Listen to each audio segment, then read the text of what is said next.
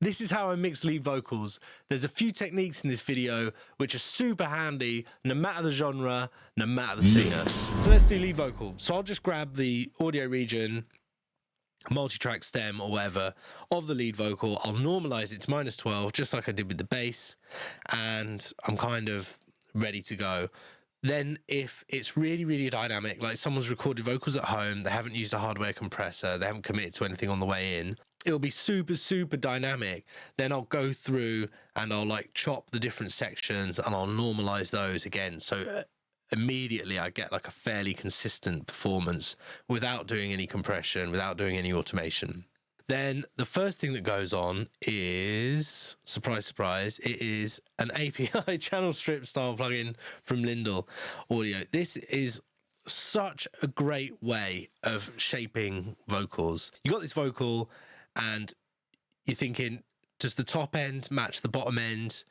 Does the sibilance poke out too much? Does it need filtering? What's the story, basically, right? That's the first thing that I'm thinking when I'm listening to a vocal. Often it's one of the first things that I'm doing in a mix as well, right? Like if I have a good vocal sound, then balancing everything else and what everything else needs in terms of EQ becomes really clear to me. Really, really cool. 400 hertz shelf. Tuck that down. If your vocal's a bit dark, right? 2.5K shelf, boost that up a bit, boost some mid-range. Maybe you need 1.5K, 3K, 5K, 8K, 10K, something like that. You're going to have that there. And then maybe you need to boost some low end. Maybe you need to cut some mud. Maybe you need to kill some honk. It's just so quick. And I'm not trying to fix everything. I'm not trying to make it sound finished. I'm just trying to help it. I'm trying to help it along the way, straight away. Filter out the low end. If you need to add some harmonic saturation, maybe you can do that there if you want as well. And then it's got this really good gate on it. It's really usable, this, as an expander and as a gate. So if you've got headphone bleed in quiet sections of a song and you want to get rid of it, it's super easy to just pop that in. And then this VCA compressor is so ridiculously powerful, right? Like you can see the setting that it's on is a bit mad, but if you put this setting on a vocal and the gain reduction meter only just lights up like once in a song or once every time there's a really hard S, and it's only just lighting up, I promise you it will sound more in your face, more upfront, and more cool, more urgent. So the attack is as fast as possible, the release is as fast as possible. This NIV thing means that there's like a sidechain thrust going on. So it's boosted the top end and it's cut the low end going into the detector circuit. So it's going to react more to sibilance, more to mid-range. Soft knee means I'm not going to explain soft knee, hard knee in this video. Just look it up. And then the attack time's set to stun right, and the ratio is set to infinite. And basically what it's doing is it's acting as like a broadband de-esser. So instead of just doing high frequency reduction, it's reducing the volume of the whole vocal. Which doesn't sound good until you think about the fact that when an S is S-ing, they're not saying anything else, it's just the S. So broadband de-essing is okay. Am I even making sense anymore? I've been filming this video too long. And then it goes to an I/O plugin, and this is just set to go to my 1176. I use it on a lot of mixes. I might then even commit to that quite early on so I don't have to recall the 1176 and so that I can start putting other things through it. But normally a vocal will benefit from some sort of compression, even if it's just a little bit in parallel. Every vocal is really different, right? What I'm going to do after I've done these things on each vocal is totally different. Maybe I can do a video where I get 3 viewers to send me 3 different vocal recordings and I'll like mix all 3 of them. So you can see the different things that I do. Here's some really, really handy tools. We're going to go into another matrix, a bit like with the bass. A send here called LV Para, and all 3 of these return on that. So these are 3 returns, all with that one send as their input. The first one is just an SSL channel strip with the high end boosted full. And then there is high ratio compression set to only compress stuff over 2K. So again, just controlling those S's. So I'm boosting loads and loads of brilliance high end and then compressing it ever so slightly.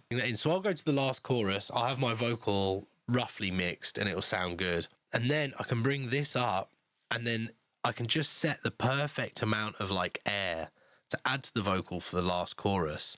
And then this fader will obviously be at unity, right? So I can go to the other chorus, for example, and I can say that's too much. I actually just only want that much. And then in the second verse, I only want that much. And then I'm always able to add a nice bit of air that pushes the vocal to the front of the mix. And it's super controllable. It's like super easy. You don't have to ruin your entire plugin chain. You know, like if you did all your EQ here at the beginning of the chain and then you got like loads of different compressors and DSs set up and all of that, you don't have to ruin it. You just bring it up. It's really handy. I can't tell you how handy it is. So then we have next Primal Tap, and this is just a slap delay plugin from Soundtoys. It's set to whatever this is, like a 16th. I don't know why it's 0.25. That would indicate it's a quarter note, but it isn't. So what I'll do then is I'll put this on note, on like time instead of beat, and then unlink it, and then I can just turn that down a bit and that up a bit, and then I get a nice wide stereo slap delay, and I can just, I've already got a gain plugin on here, like bringing it down 18 dB, so that's going to be roughly the right volume, but I can just go to the verse and dial in the perfect amount of slap on my lead vocal. Particularly in verses, I tend to use a slap delay instead of a lot of reverb, just because it can help keep things like dry and add dimension without making the vocal sound like it's swimming. Do you know what I mean? It's just a really cool way of adding space around a voice without it sounding fakey and reverb. And then the last one is echo. This is just, I've just had this space echo ping preset that I made. I've had it for so long. It's just a 8th note ping pong delay with a bit of feedback set to space echo. This is a super cool plugin because you can turn the saturation up if you want. You can filter it a bit. And then in here, if you want to do something really weird, you can just turn the depth on the wobble up and the rate, and you can make it all like really chorusy and weird. And then again, I will just set that sort of fader level for the last chorus, maybe with a gain plugin, maybe with the fader, and that'll be the right amount of echo for the last chorus, which I can almost guarantee is always going to be the most amount of echo I need. And then I can go throughout the rest of the song and just automate it to make sure it's the right sound. It's the right vibe. It's super good at making a vocal sound epic, and that's really handy in a chorus. But in certain songs, like I was mixing a song last week for a guy called Billy Barrow, and I don't know what his artist name is, if that is his artist name. His sound is so cool and it's quite dry, and I tried adding in a bit of this, and any more than just like the slightest hint of it just made it sound like really poppy and weird and a bit rubbish. So it's really, really cool at what it does, but if you don't need it, it sticks out like a sore thumb. So yeah, then all of these here, including the BV track, all get summed to this Vox bus. And here we just have an API style fader. So if I've got all this nicely balanced, I can just make sure it's hitting the mix bus at the right level. So then I have the Very-Moon, and just like with the backing vocal bus, this is set to 4:1 and it's set to -12. And again, I'll just use this fader here to make sure that at the last chorus, my lead vocal, if there's a stack of lead vocals, I'll have them in solo. I'll hit it so that it's not quite compressing. And then when I add that plus the BVs in, it'll start getting a little bit of glue and pushed back. Then we have DSEQ. This is just such a good plugin. It's set to 3 on the slope. That's roughly what pink noise is. I can just bring the threshold down, and if I've got something that's like slightly too spitty, I can just push that up, and then this isn't like boosting it like an EQ.